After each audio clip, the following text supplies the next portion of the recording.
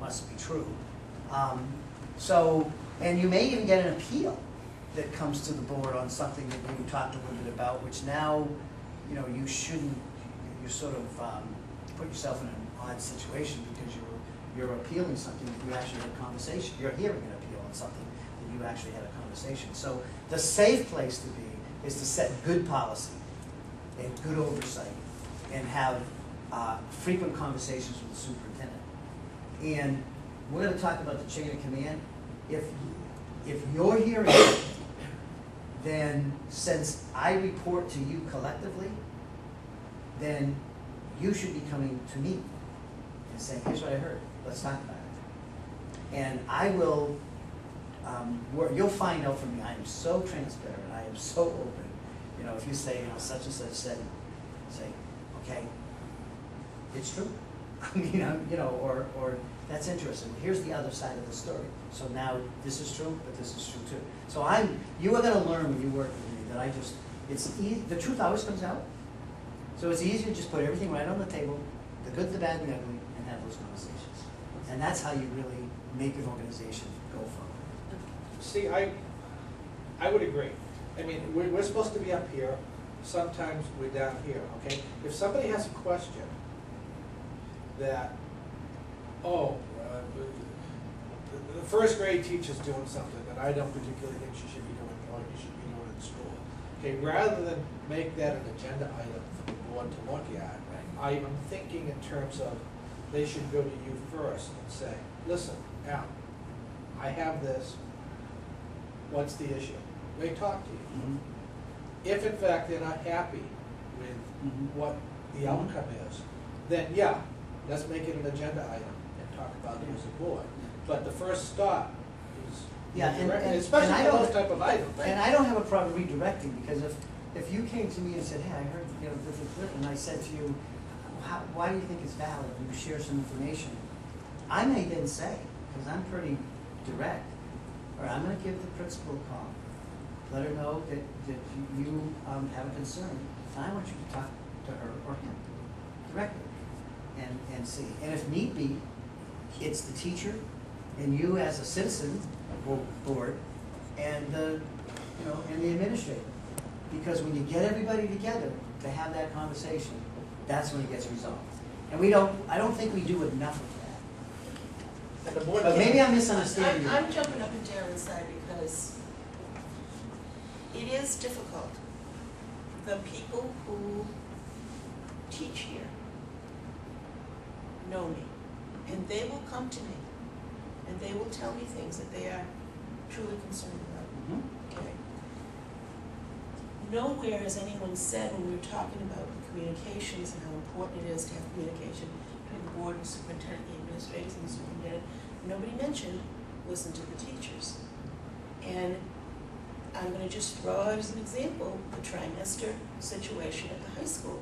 If it weren't for a group of truly concerned teachers up there, we might be in the middle of a huge mess right now. If they hadn't come forward to me, to the board, with their concerns about that. And to me before I got here. Exactly, but it was because they did that. Now they will not do that, most of them, to people who they don't trust. Well, here's what I say. And if I'm cut off where I'm saying, oh, you can't tell me this, you need to go to the superintendent, these things might not come forward that are true problems. Not everything is. Can I say something that I think is maybe perhaps one of our discussions with administration, even professional development for the administration is, do you remember when Dixie interviewed and she said that she talked about how at her previous school there was a rampant rumor mill and that kind of stuff, and that she asked that people be direct with each other and learn those skills to be able to talk to each other. I think that needs to be in our planning process, and when we work on that, then in turn we will begin to solve those types of problems, because people will not go the circuitous route, which is actually the triangulation. We don't want to be a party to that, and we don't want to support it. However, we do want things resolved So what we need to do is create a framework that is going to help people to develop those skills. Because there are a lot of people who will not go directly to people, and it's a skill that every adult needs to have. I think you're right. We have to develop those, and I think you're in a unique situation because you were a teacher in the system.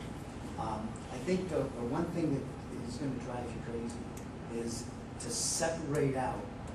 You are not a teacher. You are a board member. You are a board member. But I am still a teacher, see, so I am still a teacher. Right, but not in the system.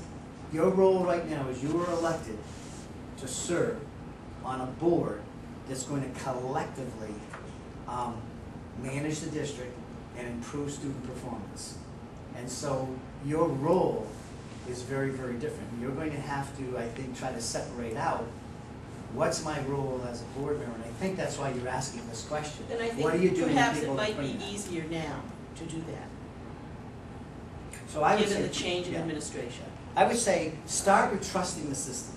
But remember that, that Alan is only one person in that system, and it's everybody that needs to change and develop. But I think we're kind of moving off from that, but I think that this is systematic of a problem that we have, and when we start talking about problems. When we start talking about this- communication, This is going to be probably a All very right, thank you for that, Rich, because you're right. How about, do we have up there like respect for each other's opinion? Well, that was Listen coming, and respect. that was coming. Oh, okay. But yes, respect and listen, you know. Okay. Was it Nathan Hale, is he the one that said, I may not agree with what you say, but I will defend to the death you're going to say? Yes, that's very true. I mean, everybody has. Well, I'm not, risk my life, but I'll listen. Yes. Yeah. Another thing that we might want to put up here is we do have a board, a policy, that's the board code of ethics. It's there to guide us in our behavior. I think That's a great one. Are people familiar with that? No. it's, All right, it's, so can we put a copy of the code of ethics? It's interesting because you have this, on as a policy. There's also, in that training packet that we get at the training, there's also a really nice page in there of how to Yeah, conduct yourself. it's very similar. One thing that I need clarification on is one of the things in the ethics code is that you can, once the board has made a decision, that it is unethical for any board member then to go out in public and talk against the decision. Okay, so we all, you know, if it's a 4-1 vote and you don't get your way, you can't then go out ethically and say, I'm against this. But if the newspaper calls you up and asks you why you voted that way, where does that fall into that ethics rule? well, I think that if the newspaper says, you know, you voted against that, why? People should share why.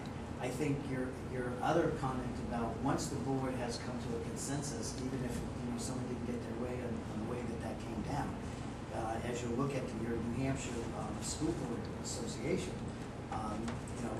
if you're going to function as a high-performing board, after everyone's heard all the information and the board makes a decision, whether someone was on the prevailing side or not, it behooves the board not to be now rowing all in the same direction and setting the example for the staff and for the system. You don't want 70% of the teachers being supporting something Dixie's trying to do in the evaluation process, and you might have, well, we'll make it less, 10% of the population said no. But as a collective staff, they all got together and said, yes, we agree, we're going to do this. Well, you would not be happy if you kept hearing that 10% of these teachers are out there undermining, what the principals try to accomplish, and most of the staff agree. And so I'm using that as an analogy to the board. You're going to, the public, from my outside looking in and talking to people, the public, one of the things that was most concerning was about communication. They use words like the board doesn't get along, they're dysfunctional, they argue, they don't really accomplish, and that trickles down to the whole system. Don't think that the behavior of the board